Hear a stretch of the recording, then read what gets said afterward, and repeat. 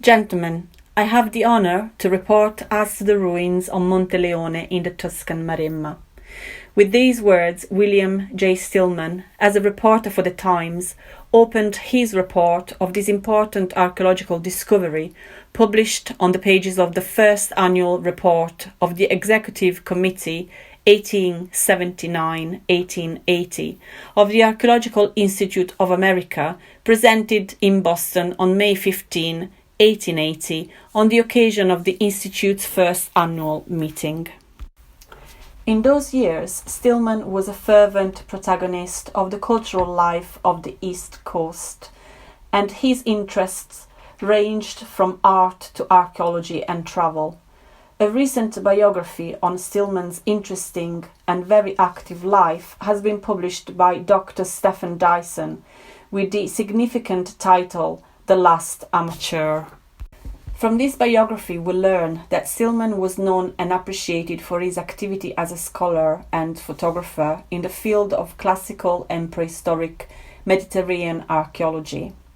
In fact, we find him for several years in Crete, studying the passage from prehistoric civilization to the Minoan and finally to the Mycenaean civilization. He repeatedly visited Rome and Athens, and was also interested in the Etruscan civilization and its origins.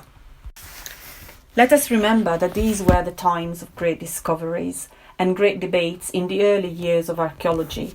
Schliemann had recently excavated Troy, Mycenae, and discovered the treasure of Minia in Boeotia. Meanwhile, in Italy, the debate on the location of the ancient city of Vetulonia, whose echoes also appear in the correspondence on Monte Leone, was at its peak. In fact, in May 1880, for the very first time, medical doctor and archaeologist Isidoro Falchi went to Colonna di Buriano, modern-day Vetulonia, discovering its true identity, the Etruscan city of Vatel. Stillman, during his stay in Tuscany, initiated an investigation on Monte Leone based on the research of British architect Pullen, and subsequently published his Ancient Walls on Monte Leone in the province of Grosseto, Italy, in the first annual report of the Archaeological Institute of America. For the first time, he brought these imposing ruins to the attention of scholars and the general public.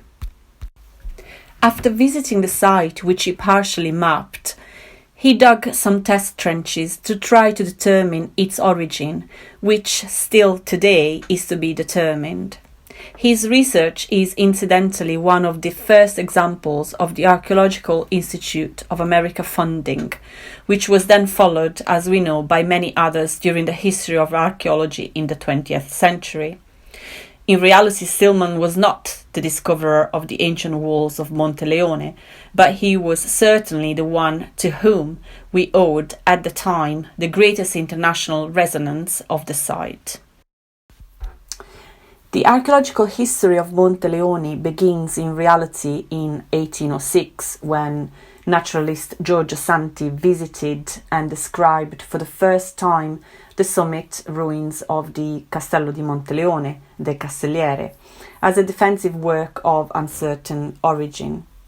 The site, however, did not entice at all the Anglo-Saxon world's interest until 1877. This journey began in the living rooms of the Florentine aristocracy, where Charles Wilson, a well-known London painter and writer, heard for the first time from his Florentine friend, Count Bossi Pucci, about these imposing and mysterious walls in the Grosseto Maremma. Wilson did become fascinated by the Count's story, but did not feel strongly enough to explore them in person. He did instead talk about it to his friend Richard Pullen, who in May of that year visited the site on horseback, giving an extensive report of it. Pullen was a British architect, passionate about archaeology and quite famous for having discovered the Lion of Cnidus in 1858, a colossal Hellenistic statue now in the British Museum. After Pullen's recognition, Charles Wilson published his discoveries in the journal The Academy with the title Discovery of a Prehistoric City in Tuscany. After that, Pullen talked about it at length in his most famous work, Eastern Cities and Italian Towns, published in 1879, where he dedicated an entire chapter to the, quote, discovery of a prehistoric fortification, end of quote, which begins with these words: "It seems incredible, but it is not less true, that certain districts of Italy are as little known as the centre of Asia Minor. Amongst these may be mentioned the Maremma, that vast tract of swampy, fever-hunted country which borders the sea between Leghorn and Civitavecchia." Pullen's discoveries also reached George Dennis, who, thanks to his most famous work entitled The Cities and Cemeteries of Etruria, printed in 3 editions and still representing one of the first milestones of Etruscology today, needs no introduction.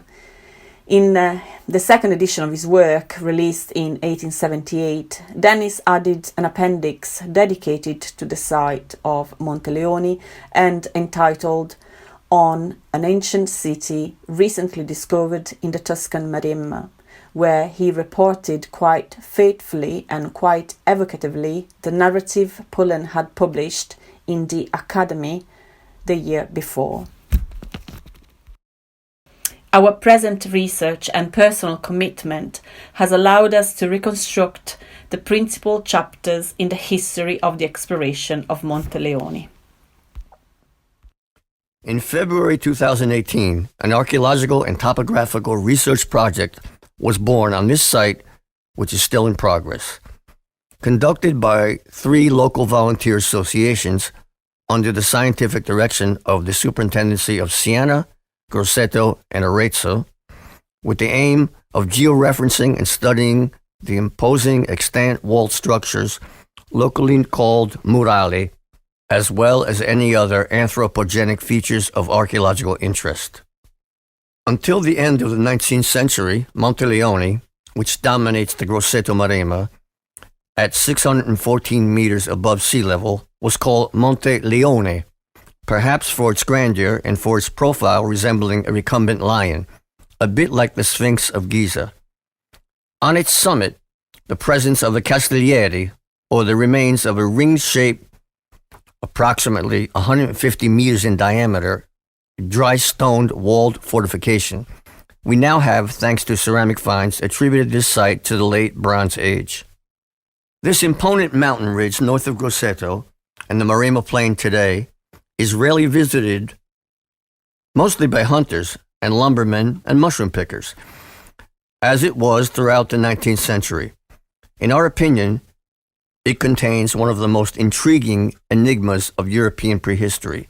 That is, tens of kilometers of megalithic walls that branch off into the undergrowth without any apparent logic and without the slightest clue as to when, why, and by whom they were built.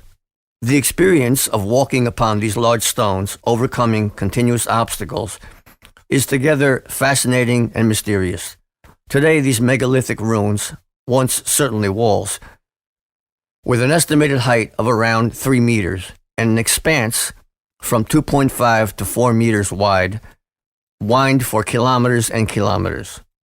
Regardless of the topography, up and down slopes and steep valleys, it marks a territory that is certainly not adept for human settlement, but where, evidently, a population lived and worked for generations, leaving us their testimony, as imposing as they are, indecipherable. This mountain in particular, due to its geological nature, has a structure consisting mostly of crystalline detrital acid stone called Verrucano, originating in the Triassic period. On the southeastern slopes, limestone formations known as cavernous limestones emerge. The nature of this harsh morphology, having a soil not at all suitable for cultivation, is perhaps the main reason why this environmental context has miraculously preserved itself, with very few transformations up until the present day.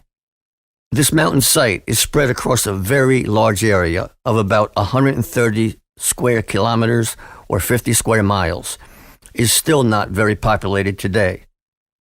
It encompasses 4 small towns in the Grosseto Maremma: Battignano, Monte Pescali, Sticciano, and Monte Orsaio.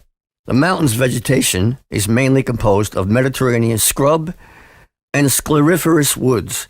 In some areas are stands of tall holm oak and cork oak, while in the cooler areas we find broad-leaved woods. The physical exploration of this territory presents today, as in the past, many difficulties, and is certainly one of the reasons why this imposing archaeological evidence has remained almost unknown and far from the attention of the academic world up to the present day. The Monte Leone research project, begun in February 2018 and currently still in progress, has completed 72 days of surface survey, with a daily average of 5 hours of reconnaissance. The aim is to verify both local verbal reports and unknown marks of archaeological interest, which are determined by historical aerial photo interpretation and satellite imaging. These surveys procedures consist in the georeferencing with metric precision GPS of the evidence encountered, as well as photographic documentation. In various cases, it was considered appropriate to take stone, ceramic, or mineral surface samples, always georeferencing their position.